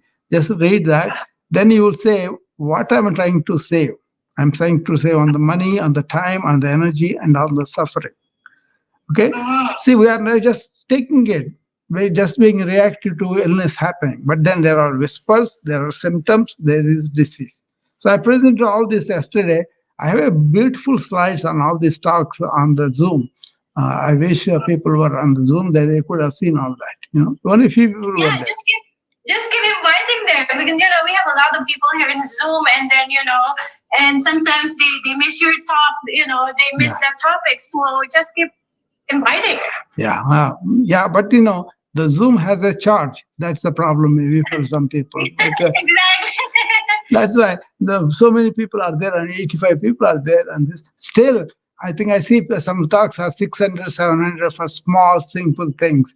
But this is your life. This is your everything about your wellness, your energy. So I think you should always come back and do those things. That's why I thought this is not easy to get into our lives that way one time. Only people who are interested, they may do it. But then for the people to understand what is the problem, what is the societal problem, what is going on around us, how it is influencing us, how I can be intelligent, informed, empowered human being, making conscious choices in the period of difficulty, and then survive this better. Exactly, because I think the key here is to listen. Yeah. To listen to our body and be aware around. Yeah. First in yourself and also around surrounding you and make. I think for me personally, dumping every day. It's a key. You know how to dump the negative thing in your body. Yeah. That's key. Yeah. Very, very key, because you have to nurture and also dispose of all the waste, that you have. Exactly. Yeah. It's like it's the reality. Like if like a garbage. Yeah. Every day we have to throw away the garbage outside in our house. Yeah. For me, that's a big deal. And also, it's like life. We have to learn how to dump things. Like especially, I'm talking about myself. Like if I go to work, if I go somewhere, if I meet a different kinds of people, and if I encounter a negative stuff, I don't want to take it all the way. I don't want to keep it in myself. I just want to. Oh, what happened? Okay. Are you there, Mabel? Yeah. Okay. Yeah, I'm still in Dr. Rao. I know.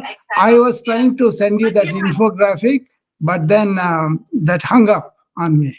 The moment I click your, somebody is doing a mischief, baby. Whenever I click on my friends, it hangs up on me. And other people are okay. I don't know what it is. I think the connection, because sometimes if we do dual things, they just one is stopping and then the other one is working. Maybe, but Janet was also telling me that, Peter was telling me that, and other friends also told me that, maybe somebody is trying to prevent my friends coming to me. Sometimes, like me, even if I don't come up, I'm just, I do listen to talks, and I just. Yeah, I'm really surprised, because this is wellness topic. This is, I think, very profound, and I put all my experience, all my knowledge, everything, all my heart into it.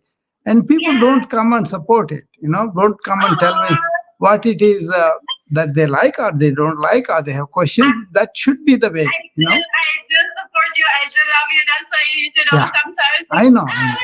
But sometimes I cannot, because it's just like I'm doing something. Yeah, But I'm not talking about you, Mabel, but I'm talking about the rest of the people that come on.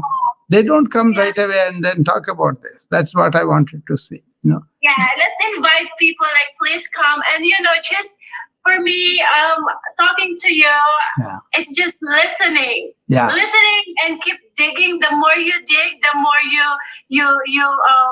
you understand. Some of these life truths, people may not have a lived experience, so it's difficult, because I'm in the habit of existential issues, questioning and understanding the ancient people, how they were. And that, that makes it easy for me to get deeper and deeper. Other people may not be doing that, but you need to be empowered here to help yourself. That's what I'm trying to do, Yeah, thank you, Dr. Rao, for your service, and thank you for sharing your knowledge, to everyone. Yeah. Thank you so much. This afternoon, I'm going to come back and take a bit to sleep, and also I will be here at 1 o'clock. Okay? Alrighty. Thank you, Dr. Rao. I'm getting ready. Bye. Thank you. Bye-bye.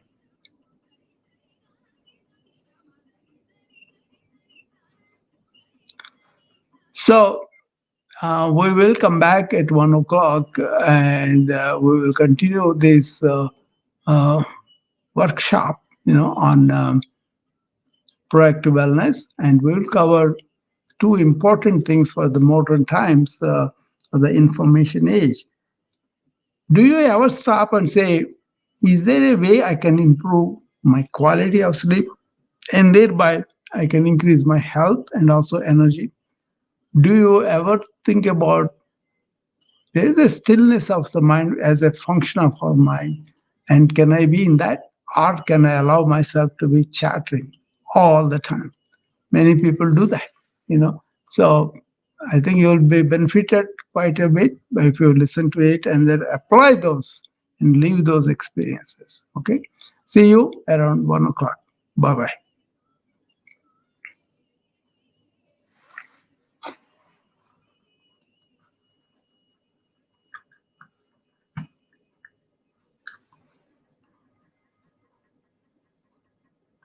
Recording stopped.